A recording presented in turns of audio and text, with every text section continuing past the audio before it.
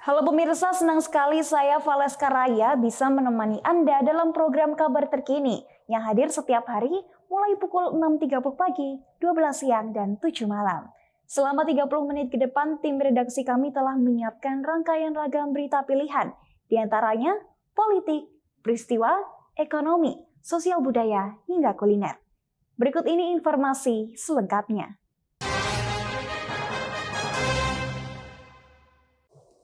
Berita pertama datang dari Semarang, Jawa Tengah. Pawai ogoh-ogoh dalam Festival Seni Lintas Agama di Kota Semarang berlangsung meriah. Dalam pagelaran tersebut, pawai ogoh-ogoh merupakan corak simbol seremoni keberagaman, pelestarian budaya, dan penguatan toleransi antar umat, serta untuk mendongkrak pariwisata Kota Semarang. Ribuan masyarakat antusias menyaksikan pawai ogoh-ogoh dalam Festival Seni Lintas Agama. Pagelaran budaya ini rutin dilakukan setiap tahun. Festival ini dimeriahkan dengan penampilan dari masing-masing peserta. Festival ini merupakan inisiatif dari PHDI dan FKUB Kota Semarang yang difasilitasi oleh Pemkot Semarang. Tema yang diusung dalam Festival Ogoh-ogoh tahun ini adalah keberagaman sebagai perekat persatuan dan kesatuan guna mendukung program Ayo Wisata ke Semarang. Acara ini menunjukkan akulturasi budaya dan toleransi umat beragama di Kota Semarang. Acara ini diharapkan bisa menarik wisatawan untuk datang ke Kota Semarang. Selain untuk menunjukkan warga Kota Semarang yang menjunjung toleransi, harapannya festival ini bisa mengobarkan semangat keberagaman dan kebersamaan. Ini murni budaya. Tujuannya tentu saja untuk menggairahkan secara sederhana, menggairahkan budaya Kota Semarang, menggairahkan, membangkitkan kreativitas seni dan budaya para pelaku seni dan juga budaya di Kota Semarang. Dan yang kedua tentu saja untuk menarik wisatawan, karena kan Semarang perlu digalakkan budayanya seperti itu. Seperti yang disampaikan tadi oleh Ketua Pariwisata Kota Semarang, itu tujuannya. Jadi dengan menarik wisatawan supaya datang ke Semarang, ini menjadi event tahunan yang sudah berlangsung sejak 2012 yang lalu. Salah satu penonton pawai ogoh-ogoh, Puspita, merasa senang karena melalui pawai ogoh-ogoh ia bisa mengenal lebih dekat budaya Bali. Dalam gelaran ini, keberagaman sangat kuat, serta melestarikan budaya dan memperkuat toleransi antar umat beragama.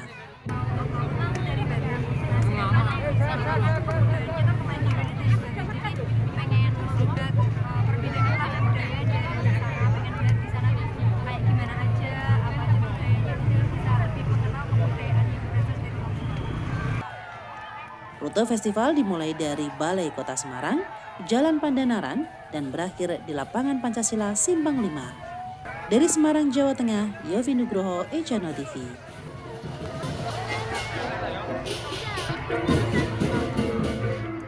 Gerakan Pemuda Ansor memberikan tanda penghormatan martabat kemanusiaan kepada mendiang Paus Fransiskus atas jasanya dalam bidang kemanusiaan dan toleransi. Pemberian tanda penghormatan dilakukan bertepatan dengan pemakaman Paus Fransiskus hari ini. Tanda penghormatan tersebut rencananya juga akan dibawa ke Vatikan. Sama-sama kita hormati Rektor. Pemberian tanda penghormatan untuk Paus Fransiskus dilakukan GP Ansor saat acara inaugurasi Ansor Istimewa di Universitas Nahdlatul Ulama Yogyakarta. Ketua Umum GP Ansor Adin Jauharudin menyerahkan langsung tanda penghormatan yang diterima Romo Fajar Tejo Soekarno dari Keuskupan Malang. Tanda penghormatan martabat kemanusiaan diberikan sebagai bentuk cinta kasih GP Ansor kepada Paus Fransiskus. GP Ansor menilai Paus Fransiskus bukan hanya sebagai pemimpin tertinggi umat Katolik, tapi juga sebagai jembatan perdamaian dunia. Sosok Paus yang mencintai perdamaian, kemanusiaan, toleransi, dan kesederhanaan menjadi alasan lain pemberian tanda penghormatan tersebut. Pemberian tanda penghargaan juga dilakukan bertepatan dengan prosesi pemakaman Paus Fransiskus. Ini adalah satu kehormatan meskipun kecil, tapi ini bentuk cinta kasih dari Ansor untuk Bapak Paus Fransiskus. Kenapa cinta kasih? Karena beliau bukan hanya soal pemimpin agama, tapi beliau adalah jembatan perdamaian dunia. Seperti halnya kemarin ketika Paskah terakhir ya sebelum beliau wafat hari Minggu, tanggal berapa? Tanggal 21 kalau nggak salah.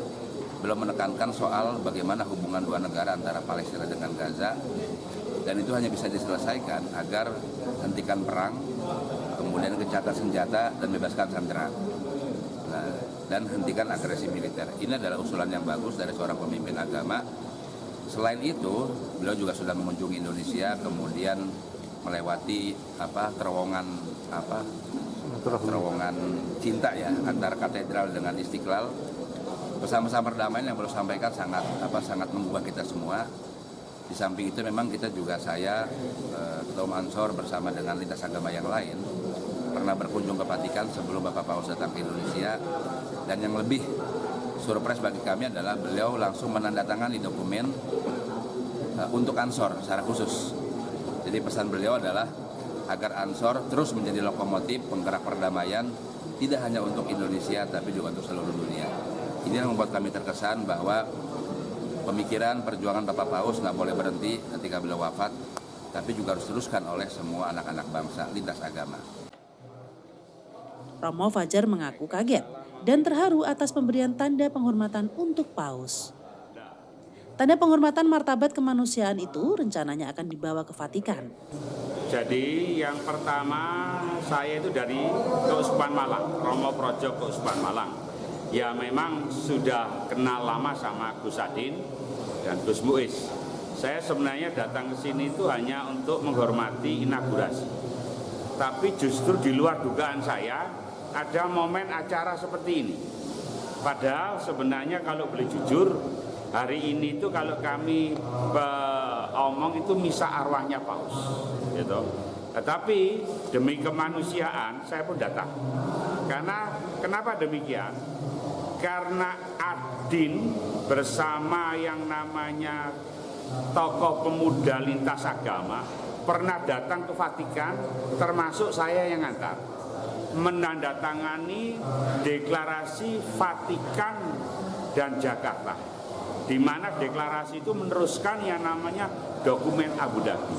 Sekali lagi, di tengah-tengah kesibukan teman-teman Muslim, lebih-lebih Ansor, ini sebenarnya kan gawenya Ansor semua, tapi tiba-tiba saya terkejut dan terharu karena ada momen pemberian ini, dan judulnya adalah kenang-kenangan atau martabat kemanusiaan kepada Paus yang tepat hari ini adalah dimakamkan. Sungguh ini berita yang luar biasa, dan memang ada tugas harus saya sampaikan kepada Vatikan, kepada Paus, yang terserah penggantinya para Paus yang baru atau kardinal untuk sementara yang ngurusin.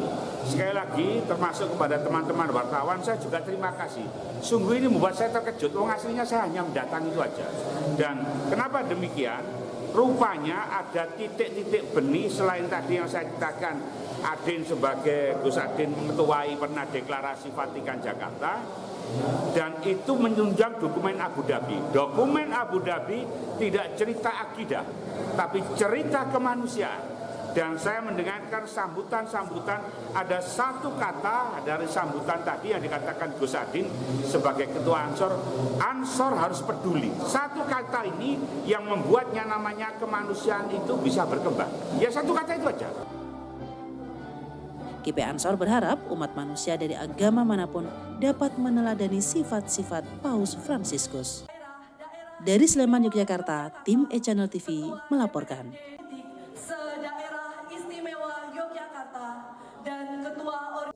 Salah satu terobosan yang cukup inovatif ada di Desa Wonokerto Wetan, Kecamatan Wonokerto, Kabupaten Pekalongan, di mana gagasan itu membuat makan bergizi gratis di siang hari. Selain dijadikan sarana meningkat gizi para perangkat desa, kegiatan ini juga menghemat pengeluaran para perangkatnya. Selain itu, dengan makan bersama lebih efektif juga untuk meningkatkan pelayanan terhadap masyarakat.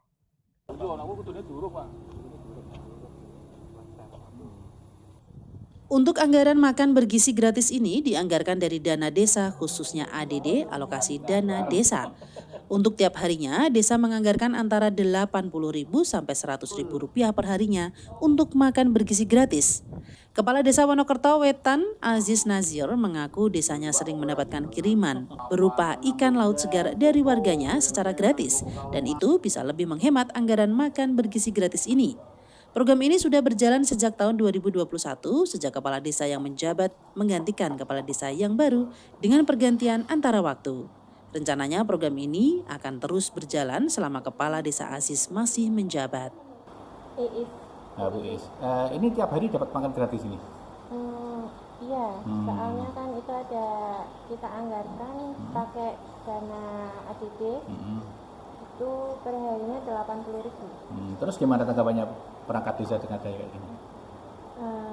Bagus nggak? Bagus, semoga juga visinya terpenuhi, terus bisa rahat selalu, kompak selalu. Pak, tadi di desa ini melakukan kegiatan apa? Kegiatan salah satunya adalah makan gratis di siang hari, yang mana ini adalah salah satu media untuk mempersatukan sebagai keluargaan antara perangkat desa dan perangkat desa. Di sini kami memakai anggaran dana desa ADD, yang mana itu untuk konsumsi perangkat desa. Sudah berjalan berapa lama ini, Pak? Ini kurang lebih sudah semenjak saya menjabat tahun 2021. Ini dana dari mana ini? Dari ADD. Dari ADD? Iya. ADD kami salah satunya untuk konsumsi, dan kadang kami juga dapat bingkisan atau dapat dari warga kami pulang dari laut, biasanya ngasih ikan kadang, dan ini sebagai stimulan untuk inovasi kami, yang mana untuk mempererat kekeluargaan dari perangkat desa dan kepala desa. Kalau untuk tiap harinya kira-kira dianggarkan berapa, Pak? Kurang lebih antara 100.000, mungkin kalau dinilai kadang lebih dari itu, tergantung dari menunya, yang mana ada warga yang ngasih, ada. Dari Pekalongan, Jawa Tengah, Kermit Slater, e-Channel TV. TNI Angkatan Udara menyerahkan sertifikat dan sport pilot license serta wing penerbangan kepada peserta lisensi pilot dan kepala kepolisian di sekitar Lanut Adi Sumarmo. Kepolisian di Jawa Tengah akan menggandeng Federasi Aerosport Indonesia untuk membantu patroli dari udara.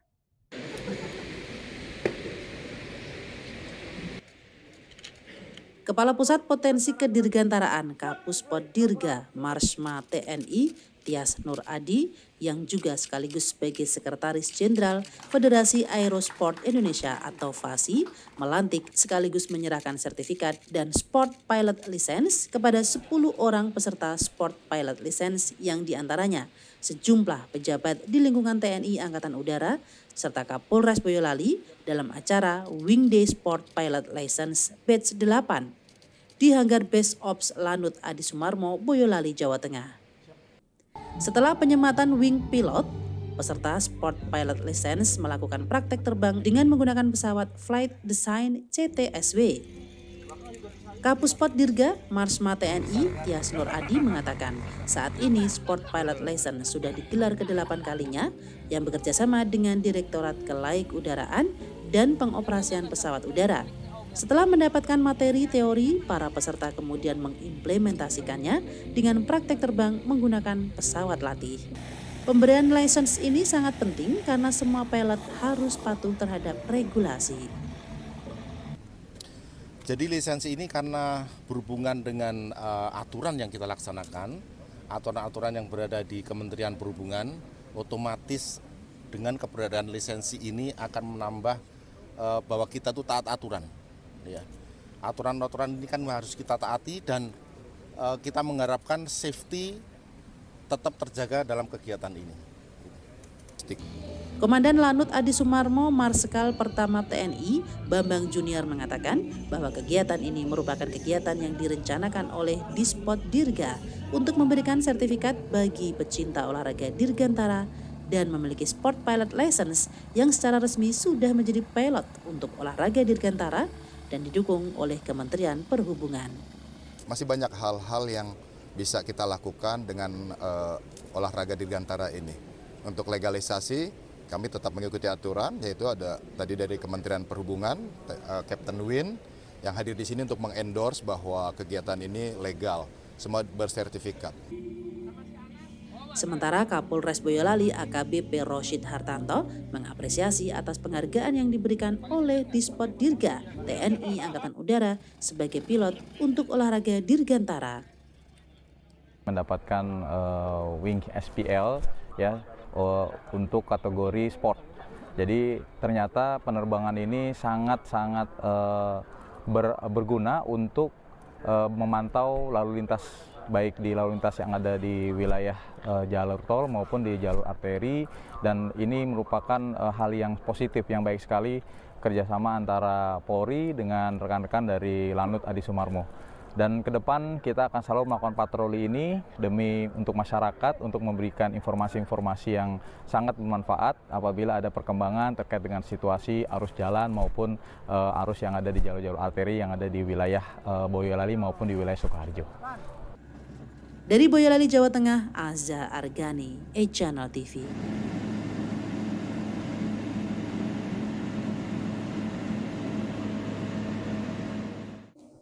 Seluruh relawan peduli Merapi 894 diminta tetap harus waspada karena bencana tidak bisa diketahui kapan datangnya. Terlebih saat ini status Gunung Merapi yang berada di perbatasan Jawa Tengah dan DIY ini masih dalam status siaga.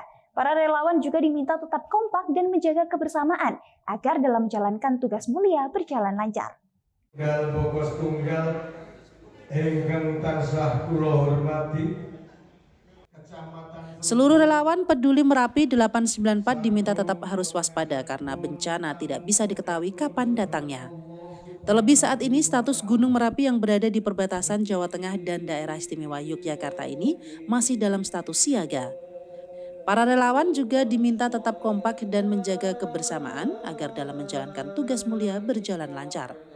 Hal itu diungkapkan oleh Ketua Umum Relawan Peduli Merapi 894 Suharno dalam acara rapat koordinasi silaturahmi dan halal bihalal Relawan Peduli Merapi 894. Acara yang berlangsung di gedung Balai Desa Kaliurang, Kecamatan Serumbung, Kabupaten Magelang ini diikuti sekitar 100 orang lebih anggota relawan. Para relawan ini berasal dari wilayah Magelang, Sleman, dan Kulon Progo. Tugas yang memang perlu harus dilaksanakan oleh para relawan karena memang relawan peduli Merapi ini adalah selalu memantau Gunung Merapi yang selalu istilahnya itu memberikan peringatan dini kepada masyarakat sehingga apabila nanti terjadi erupsi ini masyarakat paling tidak itu aman. Itu yang kedua. Yang ketiganya memang relawan ini sudah barang tentu beliau-beliau dan rekan-rekan relawan ini selalu siap dan siap.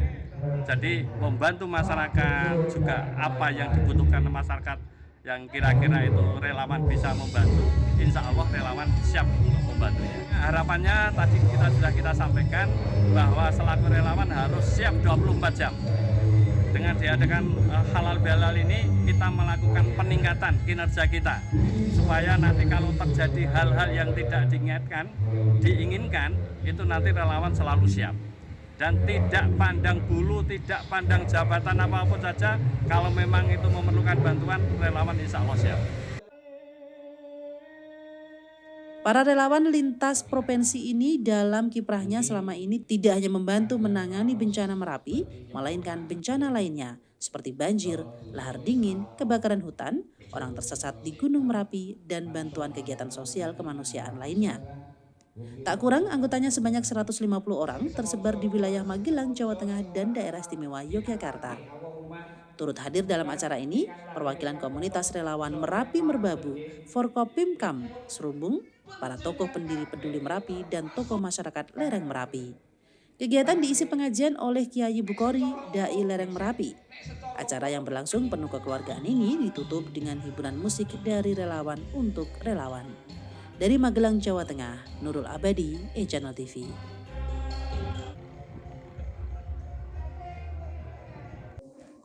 Pemirsa, ada sekitar 24 santri Pondok Pesantren Gontor 5 di Kecamatan Sawangan, Kabupaten Magelang, Jawa Tengah tertimpa reruntuhan tembok tandon air.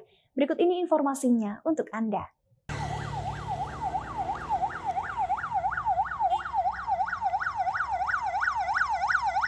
Sebanyak 24 santri Pondok Pesantren Gontor 5 di Kecamatan Sawangan, Kabupaten Magelang, Jawa Tengah tertimpa reruntuhan tembok tandon air. Guru senior Pondok Gontor 5, Muhib Huda Muhammadi, mengatakan ambrolnya tembok dipicu tanah longsor sekitar pukul 10.30 sehingga menyebabkan tembok kolam penampungan air itu runtuh. Saat kejadian, para santri sedang antri untuk mandi. Letak kamar mandi tepat berada di depan kolam penampungan air. Di sini kami mewakili dari pihak Gontor 5, Reliam, ingin menyampaikan kejadian yang menimpa di kami pada hari ini. Tadi sekitar pukul 10.30 ada bencana alam longsor sehingga menyebabkan tembok di kolam penampungan air itu runtuh. Pada jam itu, jam 10.30, kegiatan santri persiapan ke masjid. Jadi mereka semuanya persiapan ke masjid, mandi semuanya, antri semuanya, dan tidak disangka, nggak ada yang tahu ternyata ada kejadian seperti itu. Sehingga terjadilah longsor seperti itu. Ada beberapa siswa yang menjadi korban tadi, sekitar 20. Dan sekarang masih proses evakuasi 4 orang lagi. Minta doanya dari semuanya saja, semoga proses evakuasi ini bisa berjalan lancar dan yang dievakuasi bisa selamat seperti biasanya lagi. Hingga berita ini dibuat, proses evakuasi terus dilakukan. 20 santri telah berhasil dievakuasi dan dibawa ke Rumah Sakit Umum Daerah Merah Putih Magelang. Korban mengalami luka-luka. Hingga berita ini dibuat, tim gabungan dari Basarnas, BPBD Dinas Kesehatan, Damkar, dan relawan masih berupaya menyelamatkan 4 santri lainnya yang terjebak di reruntuhan. Media sempat dilarang mengambil gambar oleh pihak pondok. Setelah mediasi, akhirnya diperkenankan masuk area pondok, tetapi tetap dilarang mengambil gambar di TKP. Dari Magelang, Jawa Tengah, Nurul Abadi, E-Channel TV. Sedulur Sragen Bersatu Komunitas Lintas Agama dan Profesi memberikan bantuan untuk anak-anak yatim di pelosok Kabupaten Sragen, Jawa Tengah. Hal ini menyusul masih minimnya uluran tangan bagi anak yatim piatu atau tanpa orang tua di wilayah pedesaan.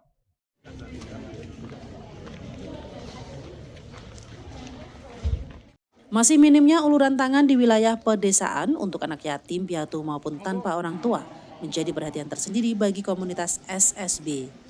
Salah satunya di wilayah Jenar Sragen yang merupakan ujung wilayah. Berbeda dengan wilayah perkotaan yang banyak terjangkau oleh banyak uluran tangan. Puluhan anak yatim piatu di Yayasan Al-Hidayah Jenar diberikan bantuan berupa makanan, uang, buku, hingga Al-Quran. Setiap bantuan yang disalurkan berasal dari donasi anggota yang dari berbagai profesi. Menurut Koordinator SSB, Hendri Santoso yang akrab disapa Hendri Momon, kegiatan ini bukan sekedar bagi-bagi bantuan, namun juga menanamkan nilai kepedulian sosial, edukasi tentang bahaya narkoba dan korupsi, serta melestarikan seni dan budaya Sragen. Silaturahmi baik dan visi misi kita sudah jelas, pokoknya menjaga kerukunan antar umat beragama, warga Sragen, serta menjaga Kapolres di Kabupaten Sragen. Terus kegiatan hari ini tadi apa Mas? Untuk hari ini tadi kita ada dari donatur kita, sahabat kita yang menjadi pengusaha di Kalimantan Timur, Mas Ronggo, itu bilang sama saya, ayo kita berbuat baik di Kabupaten Sragen. Mas Ronggo ini dari Dawung, alhamdulillah Pengkok Dawung, alhamdulillah kita bisa kesini, bisa silaturahmi di Yayasan Al-Hidayah Jenar. Ke depan SSB akan aktif sosial lebih. Ya, sekali lagi SSB akan aktif di sosial, edukasi sama mengangkat budaya Sragen yang sudah ada di Sragen. Kita akan menjaga Kabupaten Sragen, Bumi Sukowati, karena kita sebagai warga Sragen juga prihatin dengan ya situasi di Sragen. Tapi alhamdulillah kalau kita bisa guyub rukun, bisa sinergi bersama, kita bisa membangun Sragen bareng-bareng seperti yang saat ini ada dari pihak Koramil, Polsek, Kelurahan. Kita berpadu di sini untuk membagikan donasi dari saudara saya Ronggo dari perwakilan SSB Kalimantan ke Yayasan Jenar Al-Hidayah Jenar. Dari Sragen, Jawa Tengah, Anur, E-Channel TV.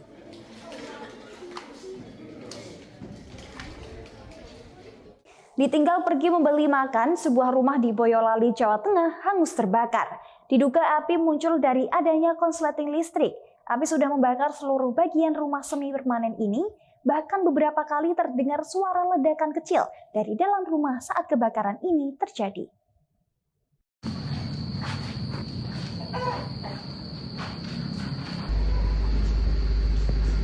Warga di Desa Ngaru-Ngaru, Kecamatan Banyudono, Boyolali, Jawa Tengah panik saat terjadi kebakaran yang terjadi di samping sekolah PAUD pada Minggu malam. Diketahui sebuah rumah sudah hangus terbakar. Saat warga mendekat, api sudah membakar seluruh bagian rumah semi permanen ini. Bahkan saat warga merekam kebakaran ini beberapa kali terdengar suara ledakan kecil dari dalam rumah saat kebakaran ini terjadi. 3 unit mobil pemadam kebakaran dari Satpol PP Kabupaten Boyolali yang datang ke lokasi langsung berusaha memadamkan api agar tidak merambat bangunan sekolah. Setelah 30 menit proses pemadaman, api sepenuhnya bisa dijinakan. Menurut pemilik rumah, saat kebakaran terjadi dirinya tengah pergi ke warung untuk membeli makan. Dan saat pulang, rumah yang ditinggalinya seorang diri ini sudah ludes terbakar. Saya tidak tahu. Oh, pastinya di mana? Keluar di luar. Oh, di luar. Ya, makan pas makan. Makan malam di warung sini. Di warung Tanah Raru. Pas kembali sini? Hah? Pas kembali sini sudah bulan-bulan. Tadi dikabari atau? Kalau mantuk pas pulang. Jika sanjangi tangga paling itu. Main kobong kan. Jam berapa itu, Pak? Sekitar maghrib. Perkiraan apa, Pak, itu? Tidak tahu. Dari kompor atau listrik kabel-kabel? Tidak punya kompor, tidak punya kompor. Listrik itu. Menurut petugas pemadam kebakaran, api pertama kali muncul dari ruang dapur yang terbuat dari dinding bambu yang kemudian merambat ke bangunan utama rumah. Diduga api muncul dari adanya konsleting listrik.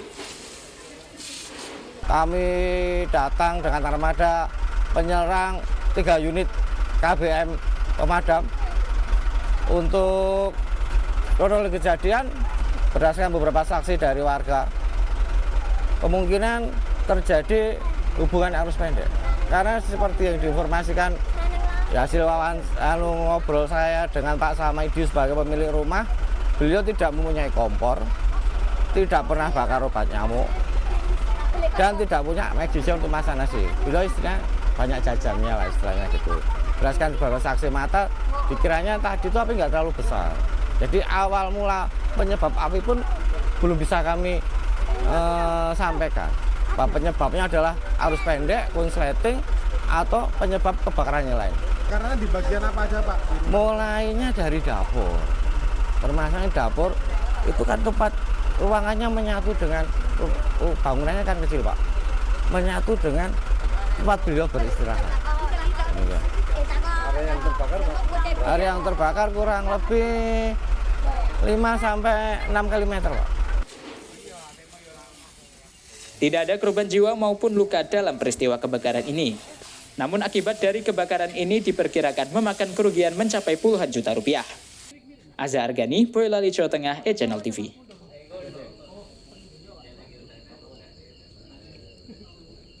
Informasi dari Boyolali, Jawa Tengah ini menutup perjumpaan kita dalam program berita terkini. Saksikan selalu informasi terkini dan terpercaya yang hadir setiap hari dari pagi, siang, hingga malam hanya di E-Channel TV. Saya Valeska Raya dan tim redaksi yang bertugas mengucapkan terima kasih atas perhatiannya. Sampai jumpa dan tetap semangat.